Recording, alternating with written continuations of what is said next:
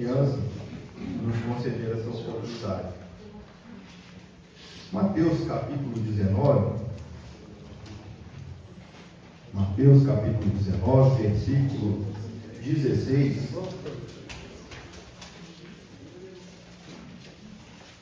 Vamos falar a importância do jovem vocacionado e quais as dificuldades atuais que ele enfrenta. Esse foi o tema proposto pelo nosso pastor. Mateus capítulo 19, versículo 16 em diante, diz assim a palavra do Senhor: e eis que, aproximando-se dele um jovem, disse-lhe: ó mestre, que bem farei para conseguir a vida eterna?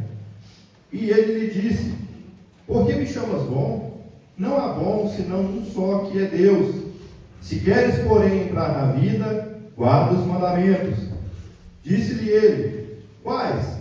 E Jesus disse: não matarás, não cometerás adultério, não furtarás, não dirás falso testemunho, honra teu pai e tua mãe, e amarás o teu próximo como a ti mesmo. Disse-lhe o jovem: tudo isso tenho guardado desde a minha mocidade. Que me falta ainda? Disse-lhe Jesus: se queres ser perfeito, vai, vende tudo que tens, dá-o aos pobres, e terás um tesouro no céu. E vem e segue. E o jovem, ouvindo essa palavra, retirou-se triste, porque possuía muitas propriedades. Disse então Jesus aos seus discípulos: em verdade vos digo que é difícil entrar um rico no reino dos céus. Somente até aí.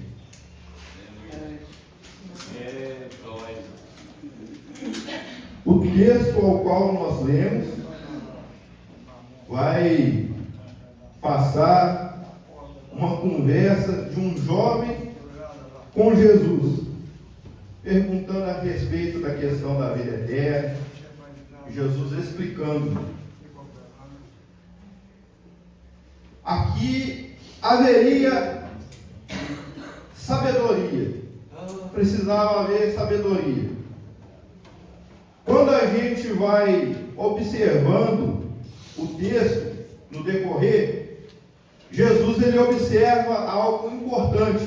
Jesus tem ali a conversa com o jovem rico, e Jesus ele vai falando a respeito dos mandamentos que ele deveria observar. Mas se a gente atentar para aqueles mandamentos que Jesus vai discorrendo com o jovem, ele não fala o principal mandamento. Jesus não fala a respeito do principal mandamento, que é qual? Amar a Deus. Amarás teu Deus acima de todas as coisas. Jesus não fala em texto nenhum, nem de Mateus, nem Marcos, nem Lucas. Então ele não fala, amarás ao teu Deus acima de todas as coisas. Existe um motivo para Jesus não ter falado com ele a respeito desse mandamento sendo o principal. Jesus, na sua conversa com ele identifica um ídolo no coração daquele jovem. Jesus, ele identifica um ídolo. E que ídolo é esse? Eu tenho observado que Deus tem levado para esse caminho desde sexta-feira. Desde sexta-feira, Jesus tem levado por esse caminho das ministrações que antecederam.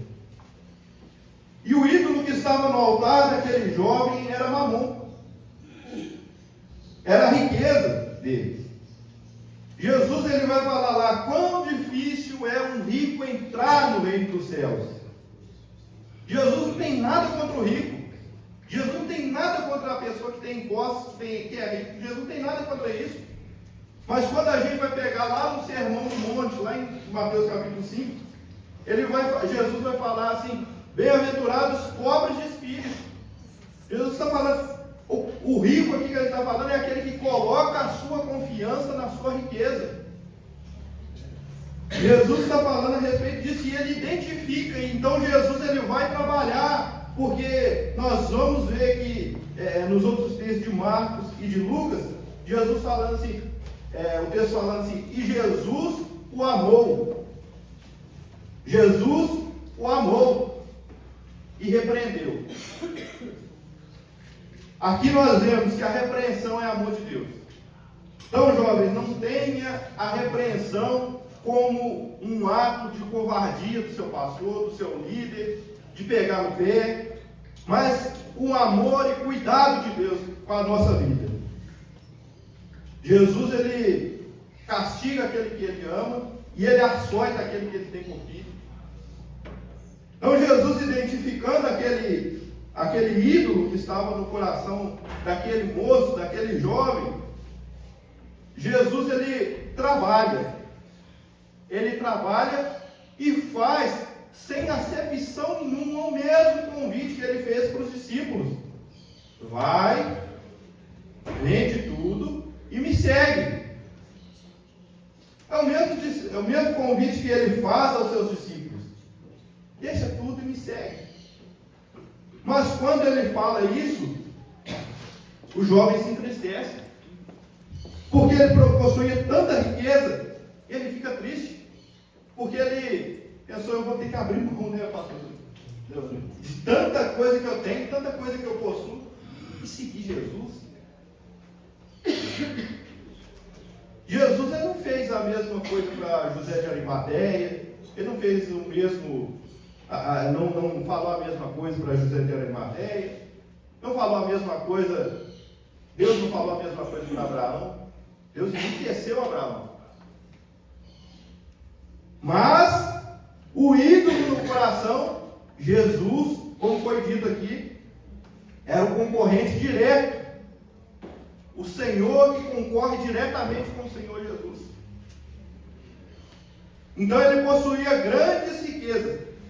Não é pecado ter riqueza, é pecado ser dominado pelas riquezas. Aquele jovem não possuía riqueza, a riqueza possuía aquele jovem. 1 Timóteo capítulo 6, versículo 10.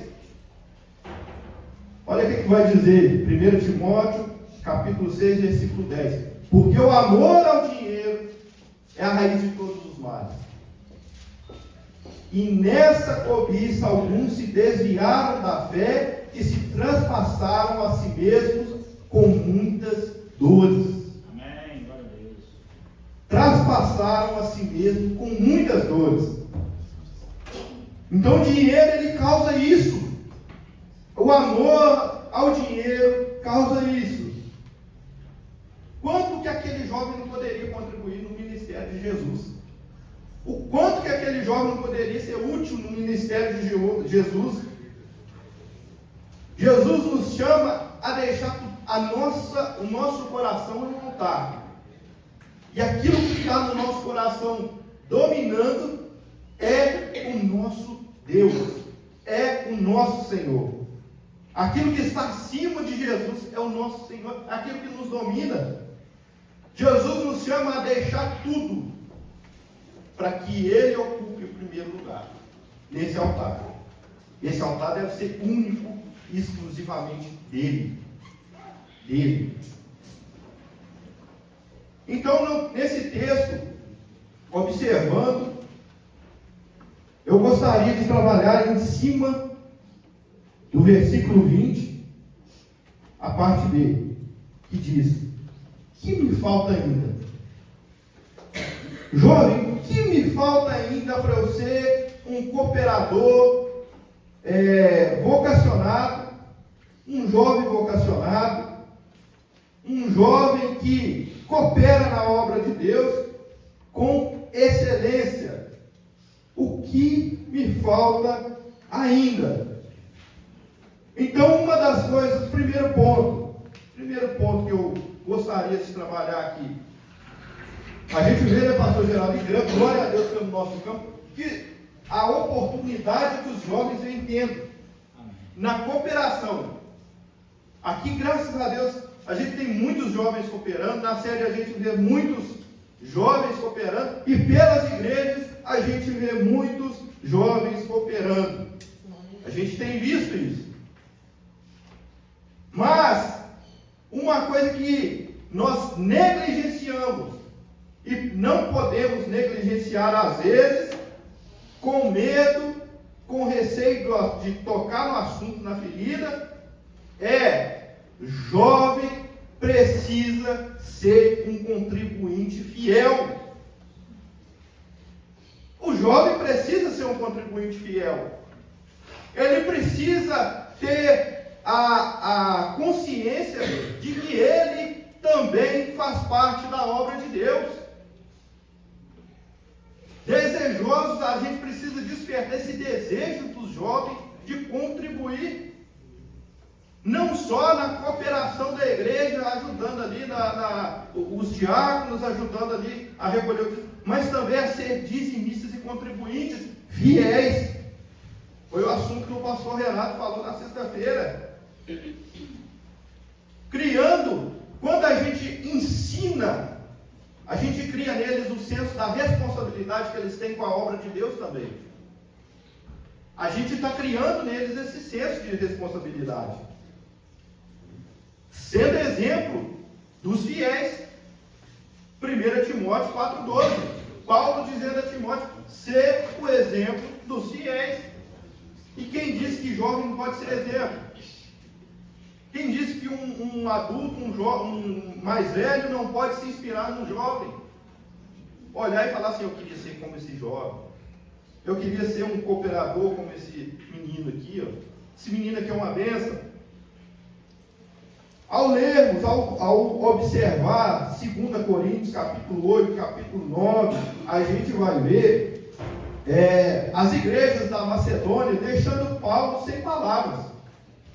Porque, diante da pobreza extrema que eles vinham passando, necessidade, eles, com boa vontade, eram fiéis contribuintes. Com boa vontade. Paulo falando, não, mas vocês não precisam, não. Vocês não precisam contribuir, porque vocês estão precisando. Eles falaram, não nos impeça de fazer parte dessa grande obra. Não nos deixe de fora. É isso que nós precisamos criar na juventude.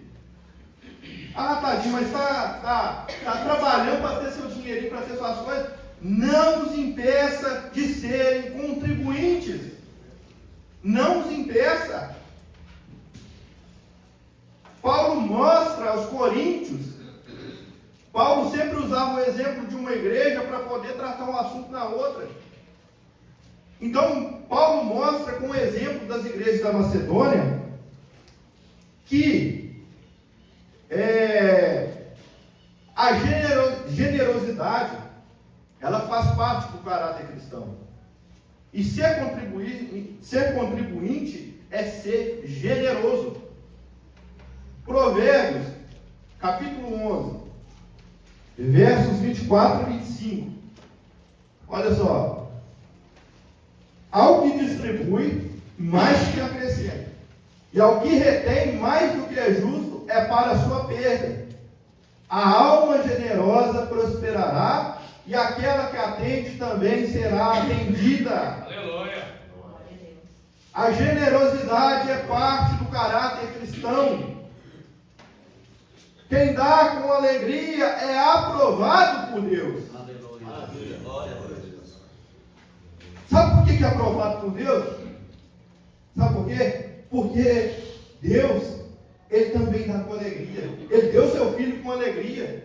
Ele nos deu a graça com alegria. Ele nos deu autoridade com alegria. Ele nos deu o poder do alto com alegria. Quando Deus vê alguém contribuindo de bom grado, Deus está vendo o seu caráter refletido na pessoa. Maravilha, glória. Deus, Ele olha, Ele fala assim, aquela pessoa está refletindo o meu caráter. Está refletindo aquilo que eu sou, generoso. Deus ama o que dá com alegria. Não faça isso por necessidade. Não faça isso por uma obrigação, mas faça por generosidade. Então, o primeiro ponto que eu queria tratar é a respeito de jovens contribuintes. jovens serem parte da obra de Deus. Segundo ponto que eu quero tratar, o que me falta ainda? O que está me faltando ainda para eu ser um jovem cooperador, um jovem abençoado na obra, um jovem vocacionado? Segundo, um equilíbrio entre vida ministerial, espiritual e secular. Eu preciso ter esse equilíbrio. Eu preciso achar um ponto de equilíbrio entre essas áreas. O jovem deve observar essas áreas. Porque, às vezes, eu estou pendendo muito pela área espiritual. Eu estou me consagrando, eu estou orando, eu estou jejuando, estou lendo a palavra de Deus, mas eu estou esquecendo que eu tenho uma vida secular para viver e que eu preciso atender essa vida secular. Paulo vai dizer aos Tessalonicenses, para aquele que não quer trabalhar, também não coma. Aí tem gente que quer ser sustentado por alguém para poder viver a sua vida espiritual em dia, viver tempo, 24 horas para a sua vida espiritual. Precisa ter um ponto de equilíbrio, saber separar as coisas é importante. É importante. Possa ser que o jovem que é vocacionado, ele vai trabalhar anos e anos e anos para depois ele ter seu chamado. Uma coisa que o pastor João sempre nos fala: você pode ter ocupado a melhor posição no mundo, o melhor cargo no mundo. No momento que Deus tiver que te chamar, Ele vai te chamar. Ele vai te tirar da onde você estiver para poder cumprir o seu chamado. Então a gente precisa ter isso em mente. Assim Moisés, ele tinha 80 anos quando ele foi chamado. Às vezes, jovem, você está perdendo seu tempo. E Jesus vai te chamar para exercer o ministério com 80 anos. Perdeu 80 anos da vida aí, esperando chamado. E lá no finalzinho da vida que Jesus vai te chamar para cumprir um propósito específico. Deus não quer ninguém parado. Deus detesta quem está parado esperando. Deus não tem compromisso com aquele que está de mão cruzada, braço cruzado. Deus não tem compromisso com esse não. Deus tem compromisso com aquele que está em movimento. Aleluia!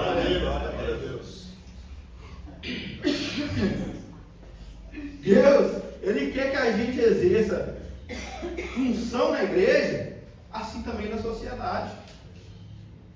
Tem gente que às vezes não exerce função nenhuma na igreja, mas pode exercer na sociedade. Pode exercer, pode contribuir com a obra de Deus lá fora, no seu trabalho, na sua escola, na rua. Você pode cumprir.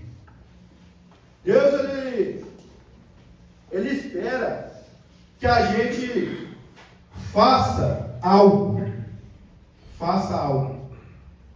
Quer um exemplo disso? Neemias. Neemias era copeiro do rei, cargo de uma alta posição naquele tempo. A Bíblia diz que Neemias prestava serviço junto ao rei. E Neemias ouve falar a respeito de Jerusalém, e ele pede autorização para o rei, para ele poder ir reconstruir os muros. Olha só o propósito divino aí. Ali começa a 70 semanas de Daniel. Ali começa. Neemias, na sua alta posição, é chamado para reconstruir os muros. Ali dá início a um propósito divino. Quem sabe, se você não tiver no seu ofício, Deus não tem um propósito divino específico para te chamar. Mas, lembrando que Neemias não estava parado, não. Neemias não estava sentado, não. Neemias nem sabia que era ele que daria início a esse propósito. Outro exemplo é Isaías. Isaías era da nobreza de Judá. Isaías é chamado a profetizar. Ele é chamado a profetizar. Então o jovem, ele precisa entender que ele precisa buscar Deus, precisa se dedicar na obra, no estudo da palavra, na oração, na consagração, sem omitir os estudos, o trabalho, a família, a vida lá fora, a secular. A gente precisa fazer uma coisa sem omitir a outra. Fazer algo sem omitir algo. Uma frase, até o pastor dizendo, que os pregadores dizem, e eu dizia, que não está na Bíblia, 3 coisas não voltam atrás. Eu achava que estava lá em Provérbios, mas não está não. 3 coisas não voltam atrás: a flecha lançada, a palavra falada, a oportunidade perdida. Quando se passa oportunidade para jovem é para jovem. Você não vai conseguir um serviço bom de jovem tendo 50, 60 anos, não. Você não vai conseguir uma oportunidade boa no mercado de trabalho tendo 60 anos, não. Vai não. A oportunidade de jovem, ela passa. A oportunidade de você se ingressar num estudo, fazer uma faculdade, ter oportunidades, ela passa. Ela passa. A juventude passa e passam junto as oportunidades. Sabe um exemplo também? Eu tenho um pouco de arrependimento, porque na minha juventude eu não aproveitei tanto a minha família. Não aproveitei tanto para estar ao lado de pessoas que eu gostava. Essas pessoas morreram, a oportunidade passou, acabou. Acabou. A oportunidade se passou. E aí? E agora? Quando que eu vou me reencontrar essas pessoas? Quando que eu vou aproveitar essa oportunidade, esse tempo perdido? Não tem como mais, acabou, já era.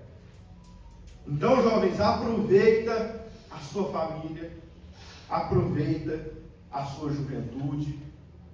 Paulo vai dizer aos Coríntios: os jovens solteiros cuidam das coisas do Senhor.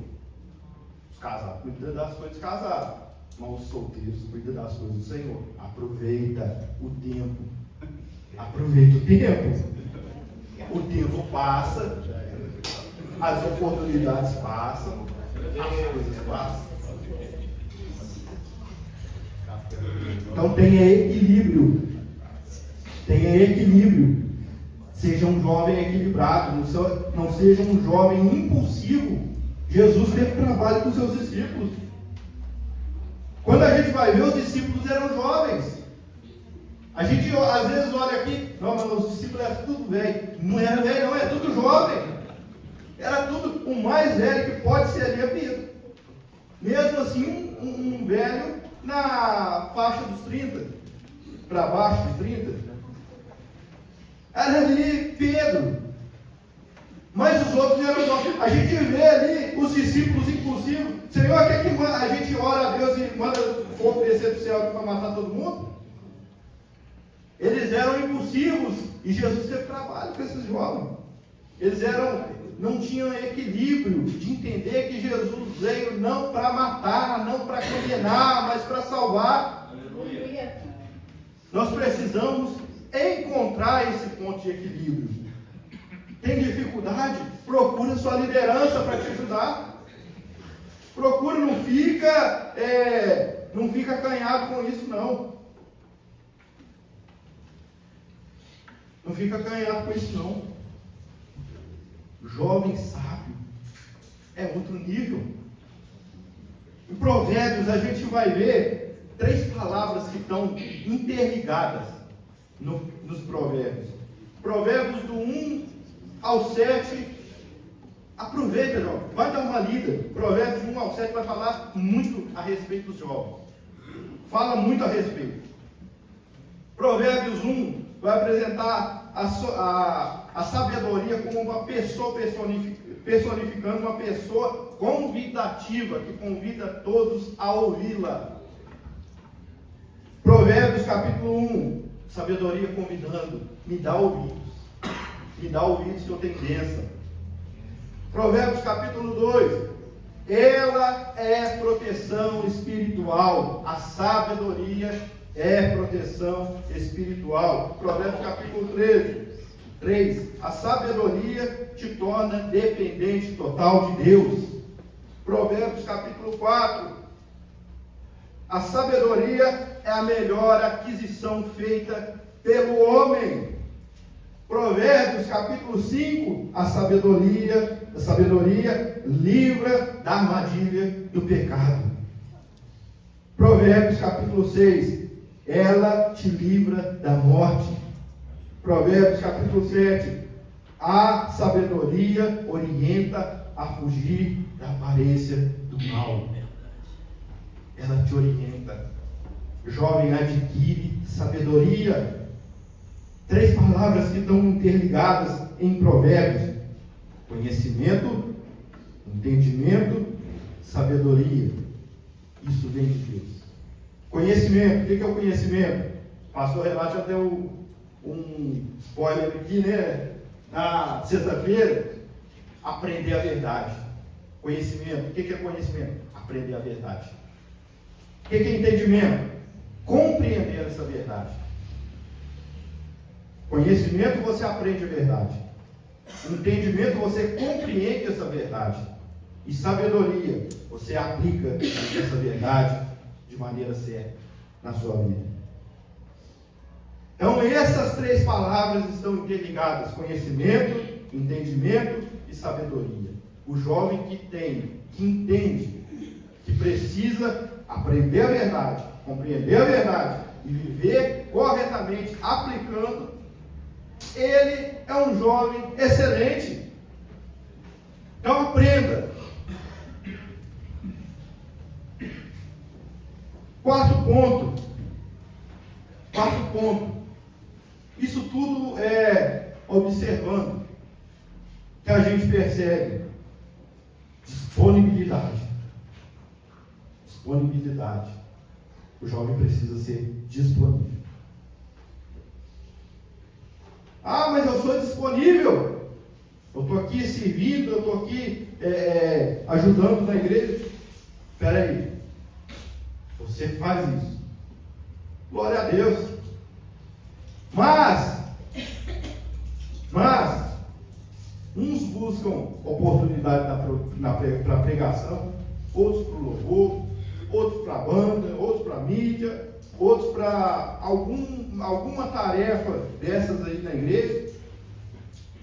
Porém, pouco se vê voluntariedade. Essa disponibilidade, pouco se vê voluntariedade. Voluntariedade em quê? No serviço braçal da igreja. O serviço da igreja não é somente a mídia, a banda, não é somente isso, não. Na organização, qual jovem que pode se dedicar a ir lavar a louça depois da festa? Qual? E aí? Está disponível para isso? Panela, recolher lixo. Quem? É porque o jovem ele tem na cabeça. Eu falo porque eu já passei por isso. Eu era assim, eu passei por isso. A gente pensa assim: não, se fulano me ver, eu tenho que ficar arrumadinho. Eu tenho que ficar arrumadinho até o final da festa. Quem sabe não aparece a varoa dos meus sonhos. O varão que eu estava pedindo para Deus. Aí não quer. Quem que é aquele que, se o pastor está... Eu vou fazer uma obra aqui, vou precisar virar um concreto. Quem que é aquele que se disponibiliza? Eu vou virar esse concreto para o senhor, pastor. Eu vou carregar essa areia para o senhor, pastor. Quanto que vem? Quando o pastor insiste muito. O pastor precisa insistir muito. Não, estou precisando da sua ajuda. Vem cá, nem que seja uma hora, nem que seja duas, nem que seja um pouquinho. Vai lá, se disponha. Se disponha. Não espera ninguém mandar. A obra de Deus está aí, não precisa ninguém mandar. Chega lá, o que eu preciso fazer? O que tem para eu fazer para eu contribuir aqui? Se ofereça, jovem. Se ofereça. Lembrando que Deus quer contar com aquele que está em movimento. Se ofereça. Acabou tudo. Pastor, não vou embora não, vou ficar aqui por último. Eu vou ficar aqui para poder ajudar. A reforma da igreja, ela acontece e ela precisa de contribuintes. A gente não tem condição de estar pagando pedreiro, estar pagando servente toda hora. O jovem precisa se apresentar mais. Se alistou nesse exército, compareça. Aleluia! Compareça. Eita glória! Nem que seja para comprar o pão ali na esquina, para os trabalhadores. Comparece. A palavra cooperador não significa aquele que prega, não significa aquele que está em destaque, não significa aquele que está sentado aqui no púlpito, aquele que está lá na portaria. Não significa isso. A palavra cooperador significa aquele que trabalha. Se é cooperador, esteja junto. Esteja junto. Você não tem condição de cooperar? Comunica. Pastor, eu não tenho condição de estar cooperando hoje. Comunica. Colossenses capítulo 3, versículo 23, diz: portanto, e tudo quanto fizerdes, fazei-o de todo o coração, como ao Senhor e não aos homens. Faz como se fosse para o Senhor. Faz quando você for cooperar em algo, fala assim: não vou fazer não. Não vou fazer porque o pastor mandou. Não vou fazer porque o meu líder chamou, convocou. Vou fazer porque eu estou fazendo para Deus. Eu estou fazendo para Deus. Eu vou fazer o meu melhor porque eu estou fazendo para Deus. Eu tenho que cooperar porque eu preciso agradar o meu Deus. Hebreus capítulo 13, versículo 17. Ele diz, só a parte A, ele diz, 13.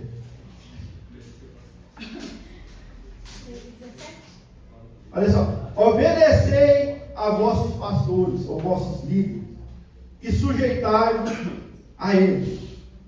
Sede submissos. Isso engloba. Quando o jovem entende isso, obedecei a vossos pastores e sujeitai-vos a eles. Quando o jovem entende isso, que precisa se sujeitar aos seus pastores, ele está entendendo que ele deve respeito pela sua liderança. A liderança é constituída por Deus. Ele entende que ele precisa ter compromisso. E ele entende que ele precisa dar bom testemunho. Eu preciso ser de bom testemunho. Ao contrário disso, é fingir vista grossa. Hoje vocês vêm arrumar alguma coisa na igreja? Nem sabia. Eu nem olhei o WhatsApp. Aí você olha lá no grupo lá. Para quem foi a mensagem? Primeira pessoa está lá. Olhou. Eu fui o primeiro a olhar. Eu nem sabia que era hoje. Então, isso mostra que o jovem precisa ter compromisso com a sua liderança, com a sua igreja, ser um jovem de bom testemunho, não fingir vista grossa. E quando ele finge vista grossa, ele está dizendo assim: eu não tenho consideração nenhuma pelos meus irmãos, por aqueles que estão trabalhando, não tem consideração nenhuma, eu só quero é desfrutar.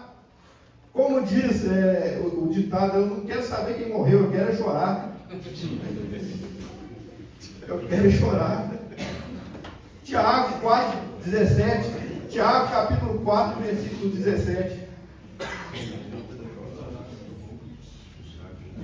Mas olha só, João. O que o versículo diz? Aquele, pois, que sabe fazer o bem e não faz, comete pecado. Se você sabe o que você deve fazer, você tem condição de fazer, você tem o tempo livre para fazer, mas você não faz, você está cometendo pecado. Está cometendo pecado. Então faça. Você quer ser um cooperador vocacionado, um cooperador bem visto pela igreja, bem visto pelos seus companheiros, bem visto pela sua liderança? Faça. Faça. Seja disponível. Compareça. Não reclama se o seu pastor solicitar a sua cooperação, porque tem o que mata de raiva. O pastor solicitar a cooperação nossa e falar assim: mas por que você não chamou o outro? O outro nunca veio, por que você não chamou ele? Desse jeito. Isso mata a gente de raiva. Tudo faça com alegria. Senhor da glória. Faça com alegria. Fala, Jesus. Filipenses 2,14. Filipenses capítulo 2, versículo 14. Olha só. Fazei todas as coisas sem murmuração e nem contendas. Fazei todas as coisas sem murmuração. Solicitou, não murmura, vai. Pastor, eu só posso ficar por 1 hora porque eu tenho um compromisso. Amém, pastor, não vai te obrigar para ficar mais do que você pode. Faça com alegria, sem murmuração e sem contendas. Aí tem aquele que vai lá para lavar a louça. Mas no momento tá doido. Os meninos estão lá fora conversando, eu estou aqui lavando louça. Não, eu vou lavar de qualquer jeito, vou deixar esse trem tudo para bagunçar para nunca mais pedir. Faça não, faça com alegria, sem murmuração. Agora um conselho para os obreiros, se é que eu posso dar esse conselho, que a Bíblia dá esse conselho. Provérbios 10, 26. Eu até anotei aqui o versículo na tradução que eu li, que está na NLH. Nunca mande um preguiçoso fazer alguma coisa. Nunca mande. Ele será tão irritante como o vinagre nos dentes e fumaça nos olhos. Nunca mande. É um conselho que a Bíblia dá. Não manda não. Você viu que ali preguiçoso? Não manda não. Evita. É melhor você fazer. Melhor fazer. Não mande. Então, jovens, é o conselho que a palavra de Deus nos dá. Deus ama, Deus corrige aquele que Ele ama. E Deus açoita aquele que Ele tem por fim.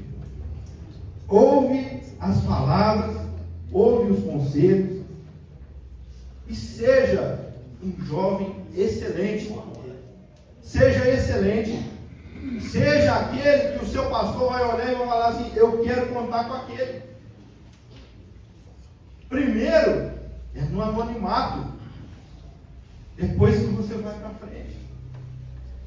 Depois é que você vai ser reconhecido no seu ministério, mas faça primeiro aquilo que é pedido no anonimato. Não queira ser visto a princípio, não, mas eu quero fazer para ser visto. Não. Faça para você não ser visto. Faz em secreto, porque o seu pai que te vê em secreto, ele vai te reconhecer. Vai haver um dia em que você vai estar sendo reconhecido. E quem faz isso é Deus. Quem faz isso é Deus. Então, jovens, se coloque na brecha. Maravilha. Sai do comodismo. Sai. Não fica no comodismo, não. Sai disso. Deus, Ele não quer um jovem acomodado, não. Deus quer um jovem ativo. Um jovem, que pega as coisas. Não precisa nem o pastor mandar. Eu sei que eu preciso tirar os copos da igreja que fica aqui. Eu vou lá, já vou tirar aqui os copos dele. Eu sei que as irmãs estão precisando lá na cozinha.